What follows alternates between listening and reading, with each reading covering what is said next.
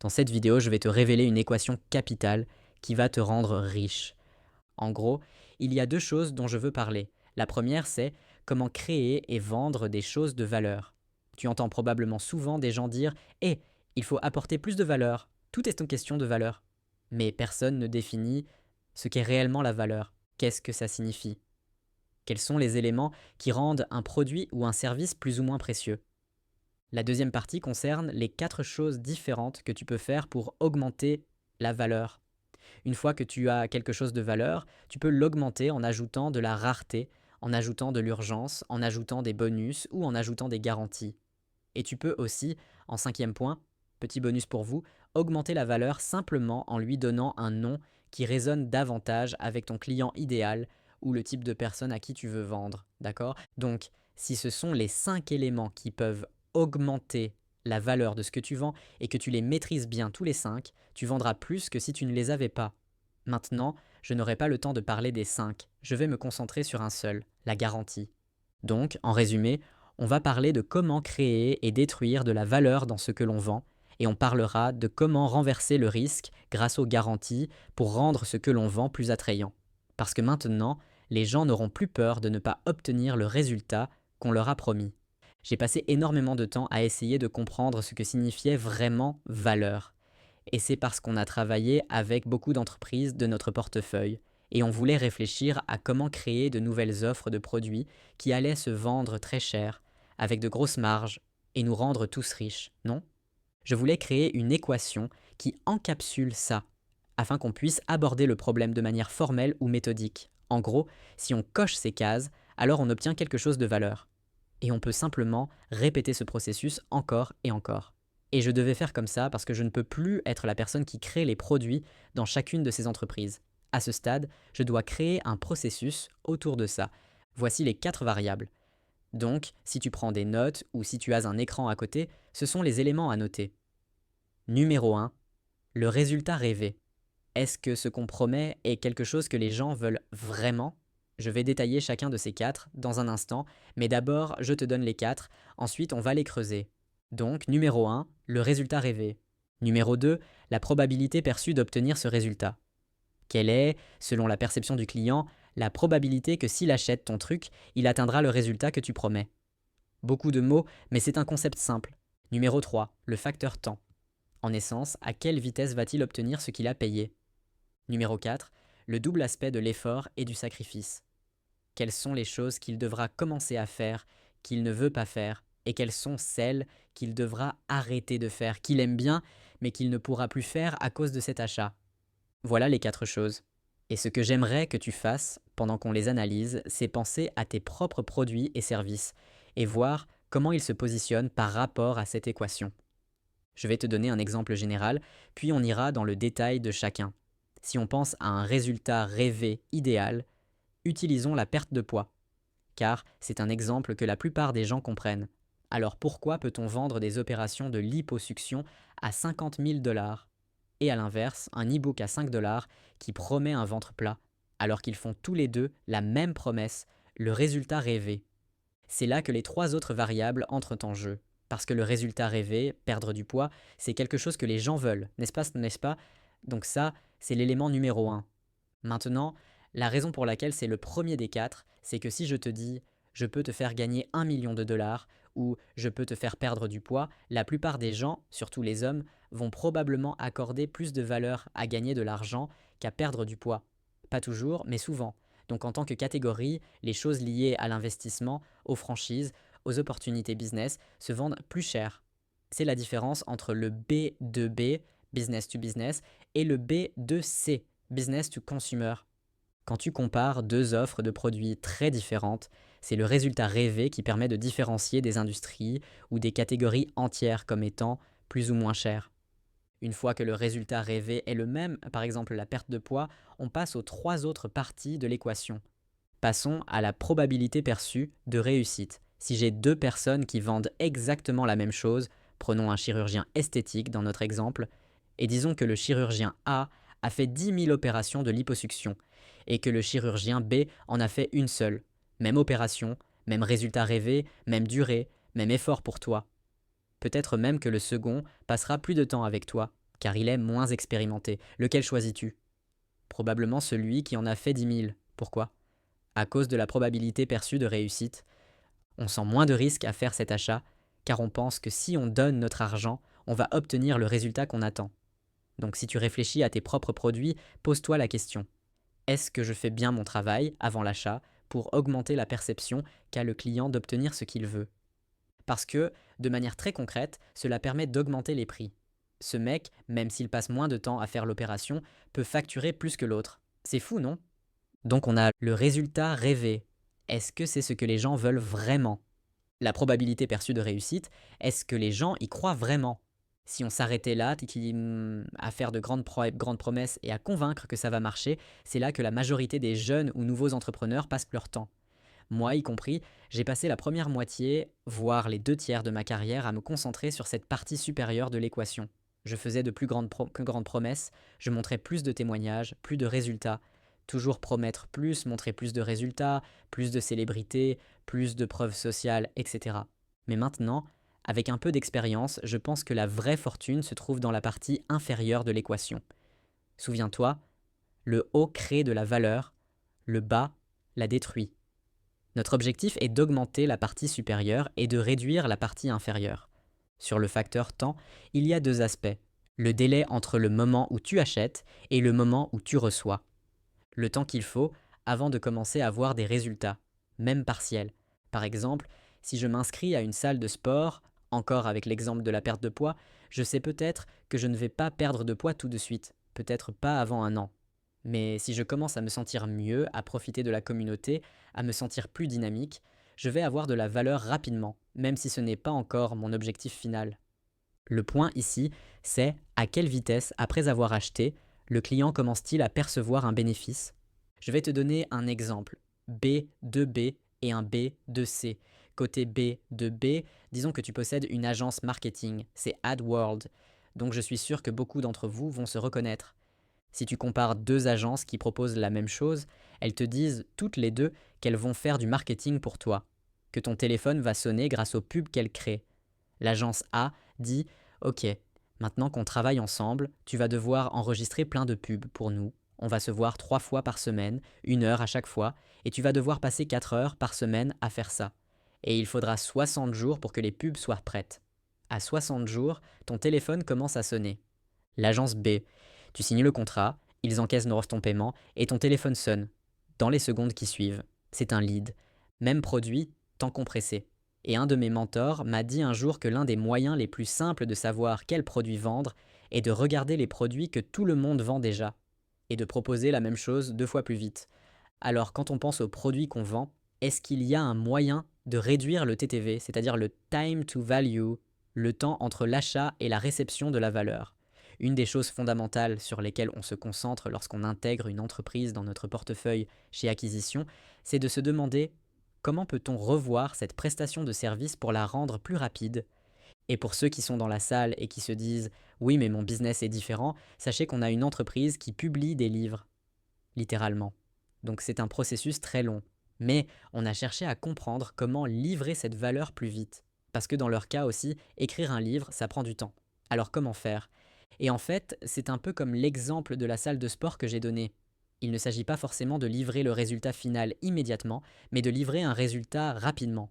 Il faut qu'il y ait un résultat tangible, que la personne puisse expérimenter, tenir littéralement dans ses mains. Alors ce qu'ils ont fait, c'est créer un mini bootcamp de 7 jours. Et à la fin de ces 7 jours, les participants avaient un vrai mini-livre publié et mis en ligne. Bien sûr, ils précisaient que ce n'était pas le livre qui allait les rendre millionnaires. Mais ce que ça faisait, c'était briser une croyance, prouver le concept, montrer que c'était possible. Ensuite, ils s'engageaient pleinement dans l'écriture du vrai livre, celui qui allait potentiellement générer des revenus. Donc l'idée ici, c'est que si tu es créatif, et si tu es un loser, ne pense pas comme ça, mais si tu es un winner, tu dois toujours te poser cette question. Comment puis-je faire en sorte que ça marche pour moi? Alors prenons un agent immobilier par exemple.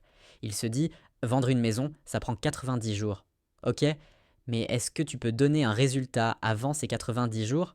Il y a quoi d'autre? Il faut nettoyer la maison, faire une inspection, proposer des solutions pour augmenter la valeur, gérer le jardin, faire des réparations. Il y a des dizaines de choses qui doivent être faites.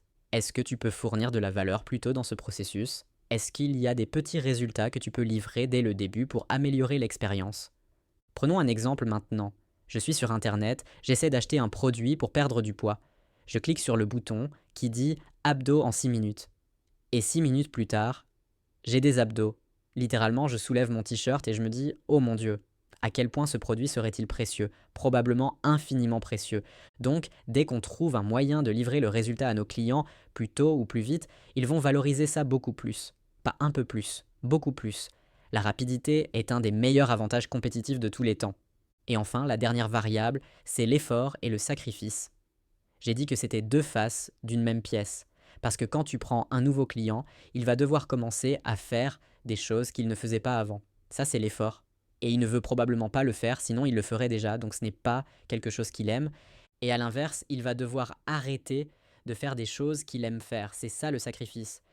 Donc, dans l'exemple d'agence marketing que j'ai donné, disons l'agence A dit « Tu dois assister à 3 réunions par semaine, fournir 4 heures de travail pour rédiger des textes, donner des idées créatives, etc. » Et à l'opposé, l'agence B dit « On a déjà testé plein de campagnes dans ton secteur. On a des vidéastes prêts à shooter. Tu n'as rien à faire. Tu signes et c'est lancé. » À quel point cette deuxième option est-elle plus précieuse? Elle ne demande aucun effort, ni aucun sacrifice de ta part pour obtenir le résultat. Alors si tu penses à ton business, à comment tu fournis ton produit ou service, tu dois penser à comment tu peux réduire l'effort et le sacrifice. Si tu répètes les mêmes étapes avec chaque client, est-ce que tu peux simplifier? Est-ce que tu peux prévoir ce qui va se passer? Est-ce que tu peux transformer 3 appels d'onboarding en un seul, et ce seul appel en une simple checklist? Comment rendre ce processus fluide, simple, idéalement instantané pour que le client obtienne un résultat sans effort? Donc je disais qu'il y a 4 variables dans l'équation de valeur. Un grand résultat rêvé que les gens veulent obtenir. Ils croient gaga fortement qu'ils vont l'obtenir. Le délai entre le moment où ils achètent et le moment où ils reçoivent est le plus court possible.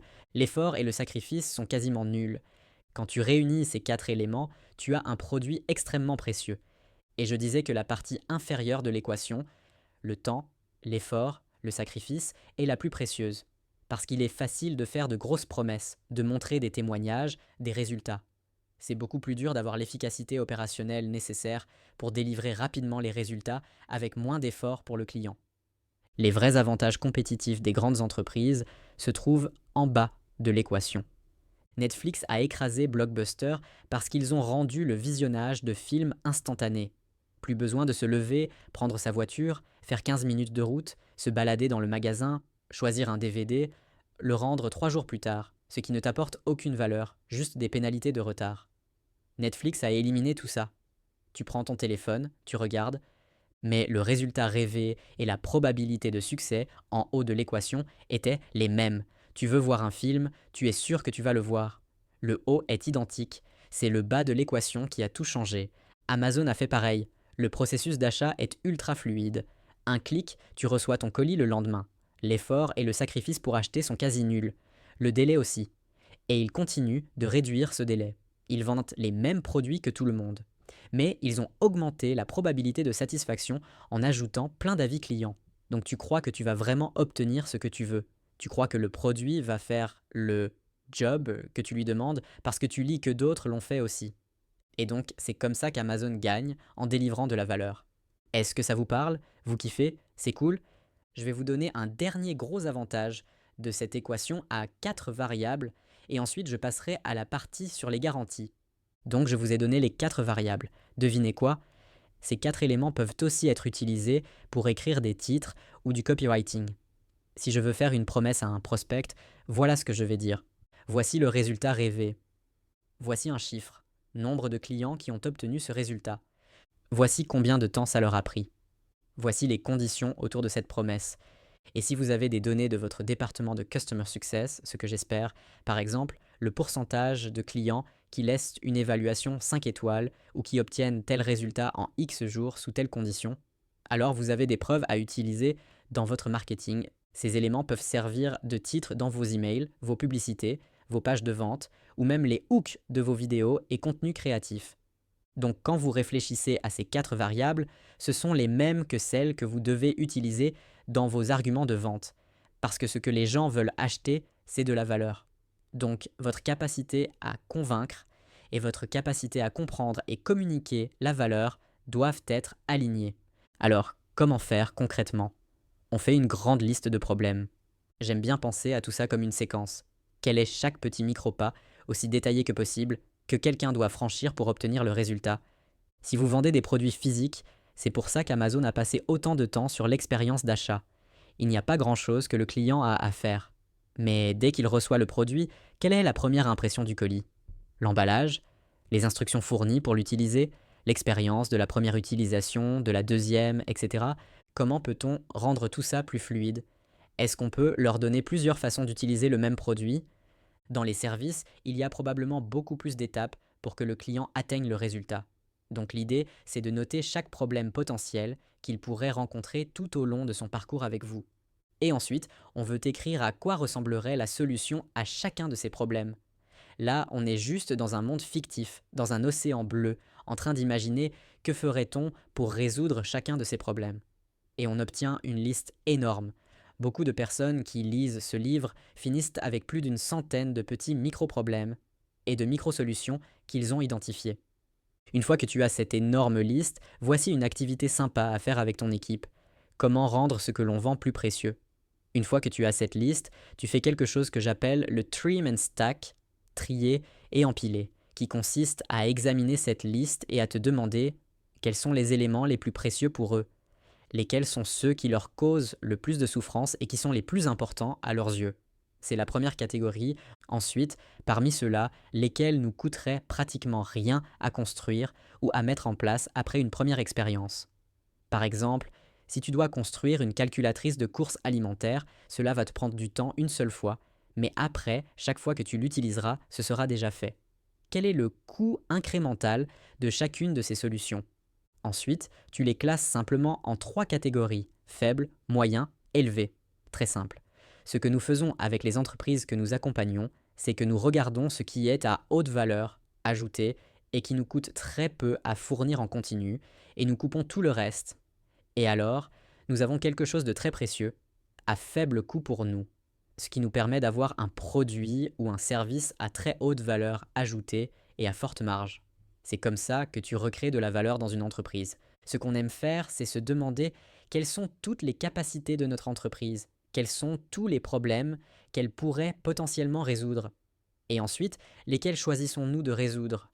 Et une fois que nous avons décidé, avec une extrême clarté, quel problème nous choisissons de résoudre, nous coupons tout le reste.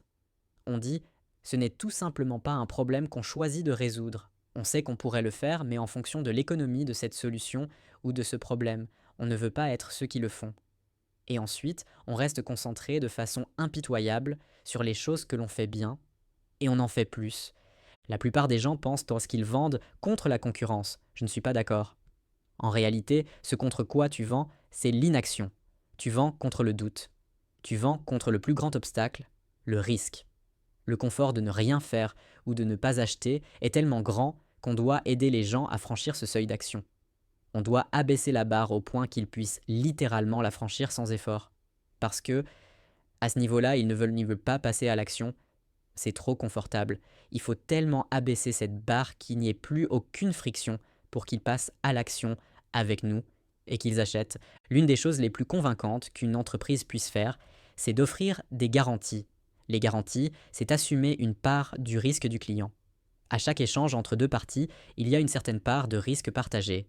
Et si tu as ces deux parties et qu'il y a un certain niveau de risque entre elles, tu peux déplacer ce risque en ta faveur. Parce que tu as plus de connaissances sur l'exécution que le client. Pourquoi? Parce que tu l'as fait 100 fois auparavant. Et c'est sa première fois à lui. Donc il est logique de déplacer une partie de ce risque de ton côté. Et on fait ça sous la forme d'une garantie, ce n'est pas de l'assurance, mais tu peux considérer une garantie comme une assurance d'achat pour le client. Il y a 4 manières de penser et de structurer des garanties créatives. La première, ce sont les garanties inconditionnelles. Peu importe ce que vous faites, si vous voulez un remboursement, je vous le donne. C'est la garantie la plus forte. Alors oui, ça dépend du type de business, mais je pense que si tu peux la proposer, tu devrais le faire. Si tu fais le calcul et que tu inverses le risque, que tu obtiens 20% de ventes supplémentaires grâce à cette garantie et que tu augmentes tes remboursements de 5%, ce qui est énorme, eh bien tu as quand même gagné 15% de ventes en plus. Donc c'est rentable. Les garanties, c'est juste une équation mathématique. Il ne faut pas être émotionnel, genre oh non, on a eu plus de remboursement. Oui, mais on a aussi fait 20% de ventes en plus. Faut juste penser business. La deuxième, c'est la garantie conditionnelle. Si X arrive, alors I. Mais il me dit exemple. Si tu nous fournis ton contenu tous les vendredis à midi pendant les 8 premières semaines de la campagne et que tu ne fais pas au moins 2 fois ce que tu nous as payé sur cette période, on te rembourse. Ou bien, on continue à travailler avec toi jusqu'à ce que tu récupères ton investissement. La troisième, c'est l'anti-garantie. Il y a des cas où ne pas proposer de garantie fait sens. Dans ce cas, il faut le dire clairement. N'essaye pas d'éviter le sujet parce que c'est une question normale du processus d'achat. Comment puis-je être sûr? Et là, tu dis non, on ne fait pas de garantie, et si vous êtes le genre de personne qui a besoin d'une garantie, ce programme n'est pas pour vous. Parce qu'il y a trop de travail à faire de votre côté. On va vous guider, mais le succès dépendra largement de vous. Et si ça ne vous va pas, il y a 100 autres options ailleurs. Ou alors tu as un truc tellement secret que, une fois que la personne l'a appris, elle le saura pour toujours, donc tu ne peux pas rembourser, parce que le lendemain, elle a déjà eu la valeur. La quatrième, c'est ce que j'appelle une garantie implicite, tout ce qui est basé sur la performance. Exemple, on augmente ton chiffre d'affaires de X et on prend 20% de cette augmentation. C'est une garantie implicite pour l'acheteur. Les partages de revenus, les bonus de performance, les tarifs variables selon les résultats, ce sont toutes des garanties implicites. Tu peux aussi cumuler les garanties. Exemple, je te donne une garantie inconditionnelle de 30 jours et une garantie conditionnelle de 90 jours. Pourquoi? Parce que je veux juste que tu entres dans le programme. La seule façon de savoir si ça marche, c'est d'essayer. Alors je te propose de tester pendant 30 jours, sans aucun risque. Tu entres, tu expérimentes et tu décides ensuite. Ça rend la vente beaucoup plus facile parce que ça devient presque un essai gratuit. Tu vas conclure beaucoup plus de ventes. Oui, tu auras plus de remboursements, mais au final tu feras plus de chiffres. Et maintenant, tu peux être intelligent. Tu regardes les clients qui ont eu les meilleurs résultats. En B, de B, ceux qui ont fait le plus d'argent. En B, de C, ceux qui ont eu la plus grande transformation. Et tu analyses leur parcours. Qu'ont-ils fait? Avec qui ont-ils parlé? Que s'est-il passé? Tu prends les étapes clés, tu les transformes en conditions de garantie. Exemple, si je vends une formation en marketing en ligne, je pourrais dire tant que tu as acheté ton nom de domaine, installé ton site web et dépensé au moins 100 $ en publicité, si tu n'as pas un retour sur investissement d'ici 90 jours, je te rembourse. On crée 2 ou 3 conditions très simples, qui sont en fait les éléments qui mènent au succès. Et en faisant cela, on garantit qu'ils réussiront, ce qui est le but d'une garantie. Exemple, tu veux perdre du poids? Je te rends 2 fois ce que tu m'as payé si tu viens à chaque entraînement et que tu m'envoies une photo de tous tes repas. C'est tout. Et à la fin des 90 jours, je garantis que tu auras perdu le poids prévu. Tu identifies ce que les plus grands gagnants ont fait, tu repères les variables communes et tu en gardes très peu, parce que plus il y a de conditions, moins la garantie est forte. Une idée marrante si tu veux pousser le truc, dans le coaching ou ce type de business, demandez aux gens d'ouvrir un Google Doc chaque jour, d'y écrire ce qu'ils vont faire, et à la fin de la journée, ce qu'ils ont fait, le taux de conformité sur 6 semaines est genre 1 ou 2%. Les gens ne le font tout simplement pas. C'est super simple pourtant. Donc tu pourrais dire, voici ma garantie, si tu fais ça chaque jour pendant 6 semaines et que tu n'as pas les résultats, je te rembourse. Et tu sais déjà que 99% ne le feront pas. Enfin, l'une des erreurs que les gens font avec les garanties, c'est qu'ils les rendent floues. Ils disent résultat garanti. Ce qu'il ne faut surtout pas faire. C'est comme une pub invisible. Tout le monde l'a déjà vu et ça ne veut plus rien dire. Ce qu'on veut, c'est formuler précisément ce qu'on garantit sans même avoir besoin d'utiliser le mot garantie. Exemple, si tu ne perds pas 6 cm de tour de taille d'ici telle date, je t'écris un chèque de la différence entre ce que tu m'as payé et ce que tu estimes que ça valait. Tu veux que ce soit écrit en langage courant, que la personne comprenne exactement ce que tu dis. Pas résultat garanti. Si t'as aimé ce contenu, abonne-toi pour ne pas rater nos prochaines vidéos.